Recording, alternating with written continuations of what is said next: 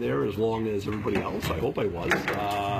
They told me it was going to be 20 minutes, and I was in there for about 20 minutes. So, they asked me my view on different issues, and they control the questioning. So I just shared some of my comments and some of my views about different issues that are affecting the district. And what were some of those issues that they asked? They want to know about what my position is on taxes and things such as that. So, again, there were many individuals in the room. There were 8 chairmen and women. So, we had a good exchange, and we had a nice conversation. Did you leave the room feeling more confident that you knew where the state of this was? I know last week you were saying we're still early in this. You even kind of threw off the idea that you could be a front runner in this early in the process. Well, I didn't throw out that idea. Someone asked me, and I said that I was not. I mean, if you know something that I don't. Oh, to throw out the idea that as an idea. Yeah, no. Yeah. I mean, look, I think I know many of the chairwomen and the chairmen in the room. No one's made any indication to me that anybody is a front runner from what I've seen and what I've read. They've emphatically said that there are no front runners. I mean, the men and women in that room have a very, very difficult choice to make, and I think they're doing their due diligence. They're taking their job very seriously, but I don't believe at this point in time that they're ready to make a decision. I don't think they'll make a decision today, and I don't believe that anybody has an advantage over anybody else at this time.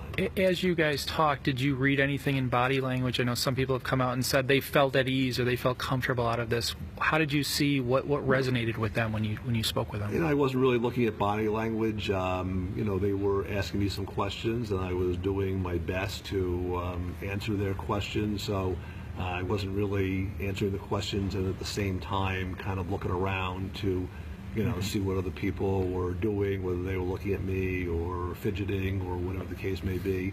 I thought they were all very attentive, but I don't read one way or the other into anything that any facial expressions or body language or anything like that. Gotcha. Any questions that surprised you at all? No. I mean, I've been through endorsement processes before, and I believe I'm pretty well versed on issues, so there were no. Well, Christy, we have already seen 6 potential candidates walk east Batavia down to one of the things that they're probably focusing on is trying to make fundraising quickly, and also just recognition across the area as we're closing in. Obviously, you have name recognition. You've been around for a while. Do you feel you kind of have an advantage over other candidates in these areas? I don't think anybody has any advantage. I mean, whoever's selected is going to have a very challenging time because there's a very, very short time. I mean, normally when somebody runs for a position, you're basically running since January 1st. So everybody is in the same position. Everybody, has an uphill battle in terms of trying to catch up. But I think, just about everybody, if not everybody, that is interviewing has that opportunity to really get up to speed very quickly. You guys probably all believe, though, he's got a great chance of winning if you guys are in that room, though. Wouldn't want to jump in if you're... I'm sorry? You guys probably all at least think you've got a good chance of winning this thing if you're chosen, though, by you guys being in that room. I'm sure everybody is very optimistic. I think I'm not sure how many people are here today, but I think there were 15 people that were interested. Maybe there are 10 or 11 that came in today. And as I said, many of them are my friends, many of them are my colleagues, many of them I've known for a long time. And, each and every one of them would be an ideal candidate, including myself. Did they spend any particular attention on the idea of, or the issue of ethics and financial background, investments, things like that, given what just happened with Congressman Collins? Not in the way that you mention it, but they certainly talked about character of the individual. And, whenever you run, for an office, whether you're running for city council here in Batavia, or whether you're running for any office, I mean, who you are and what you've done and your background, those are always important issues. So, there was some conversation about that.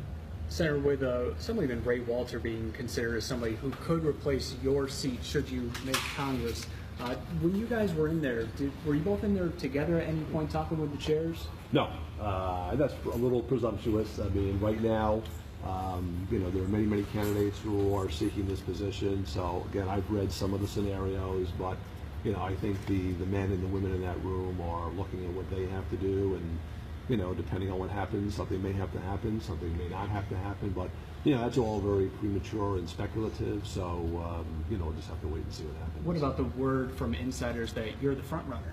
Yeah, as I said, I don't know who those insiders are because they certainly haven't shared that sentiment with me.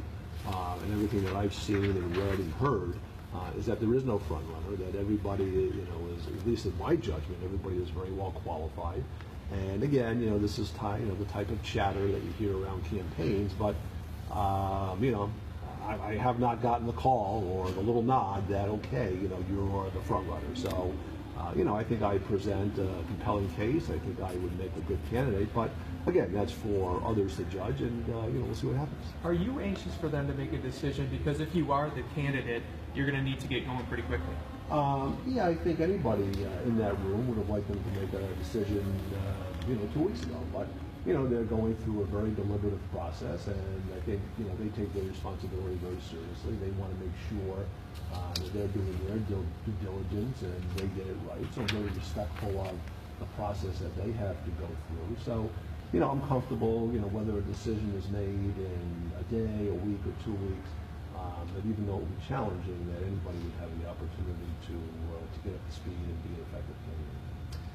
What do you say, your Senate Republican colleagues? Are they talking to you about this?